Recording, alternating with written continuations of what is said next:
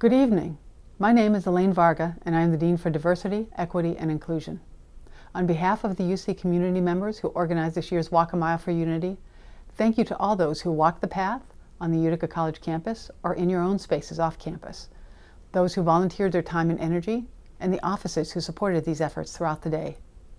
We're hoping that you had the opportunity to spend a few moments in reflection at different points, talked with others along the way, signed pledges and committed to take action, and are taking back your experiences to your residence hall rooms, your homes off campus, to family and friends.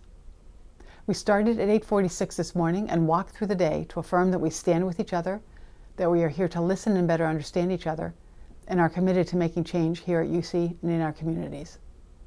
The walk is drawing to a close, although you will hear about some opportunities to continue the conversation and moving forward tonight and in the future. Hi, my name's Joanne Pluff. I'm an admissions counselor here at Utica College, and I'm a member of the Walk a Mile for Unity committee. I hope you had a meaningful day of thought and reflection.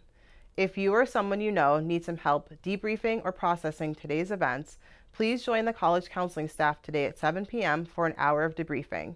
You can find the link for this virtual meeting at utica.edu/unity-walk. Starting at 8 p.m., join us for a WebEx featuring voices from the UC Village who will reflect on their personal experiences dealing with social justice both on and off the Utica College campus. Thank you so much for your involvement in today's events. I look forward to seeing you and speaking with you this fall.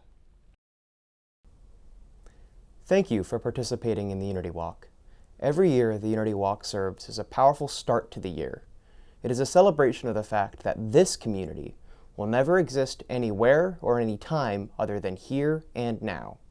We are an entirely unique mix of people bringing special gifts and perspectives to this campus at a time when connecting with one another is as important as ever.